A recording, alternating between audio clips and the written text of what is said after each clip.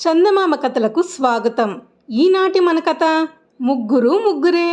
ఒక ఊరిలో సోమయ్య అనే గొల్లవాడు ఉండేవాడు. సోమయ్యకి పుట్టెడు చెవుడు.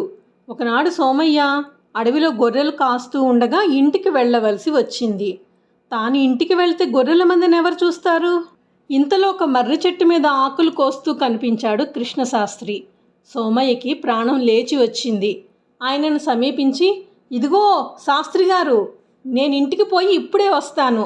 నేను వచ్చేదాకా ఈ గొర్రెల మందిని చూస్తుంటిరా, మీకు కుంటి మేకను ఇచ్చుకుంటాను అని చెప్పి సోమయ్య ఇంటికి వెళ్ళాడు. అయితే సోమయ్య మాటలు కృష్ణశాస్త్రి వింటేగా. సోమయ్యకి పుట్టెడు చెవుడైతే కృష్ణశాస్త్రికి 2 పుట్టెడుల చెవుడు. మళ్ళీ సోమయ్య తిరిగి వచ్చే సమయానికి కృష్ణశాస్త్రి ఆకులు కోసుకొని మర్రి చెట్టు దిగి వస్తున్నాడు. సోమయ్య తన మేకల మంద అంతా ఉండటం చూసి సంతోషించి అన్న ప్రకారం ఒక కుంటి మేకను తీసుకుని, ఇదిగో శాస్త్రి గారు, నేను ఇస్తానన్న ప్రకారం కుంటి మేకను ఇచ్చేస్తున్నాను, తీసుకోండి అన్నాడు సోమయ్య.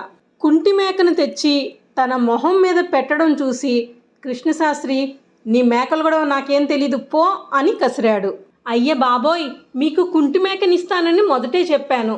నేనేమి ఆడిన మాట తప్పేవాడిని కాదు. ఇదిగో కుంటి మేక అని సోమయ్య దాని కుంటికాలు చూపించాడు.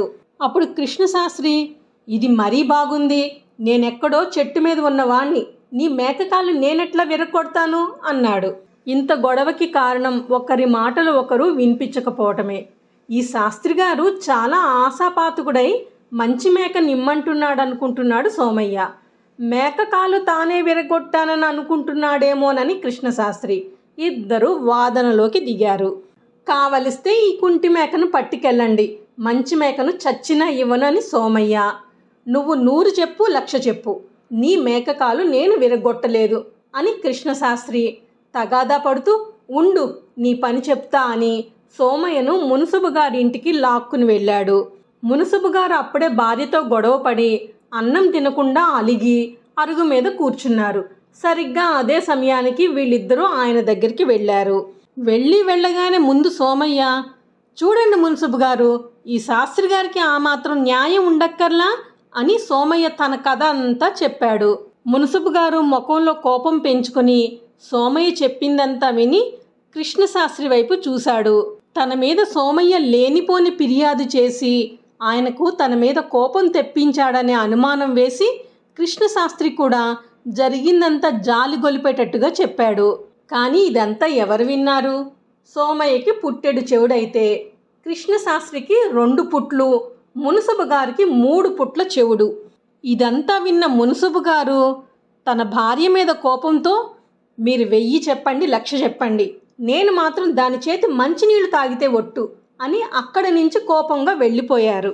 ఇక సోమయ్య, నాపై మున్సబు గారికి కోపం వచ్చేటట్టు చెబుతావా, నీకు ఇస్తానన్న కుంటి మేకను కూడా నేను ఇవ్వలేను అని అతను కూడా కోపంగా వెళ్ళిపోయాడు.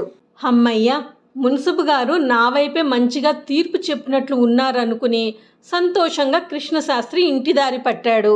కథ కంచికి మనం ఇంటికి. అలా వెళ్లే ముందు ఛానల్ని సబ్స్క్రైబ్ చేయండి. నోటిఫికేషన్స్ కోసం బెల్ ఐకాన్ని క్లిక్ చేయండి. వీడియోని లైక్ అండ్ షేర్ చేయండి. మరిన్ని చందమామ కథల కోసం చందమామ కథలు ప్లేలిస్ట్ని విజిట్ చేయండి.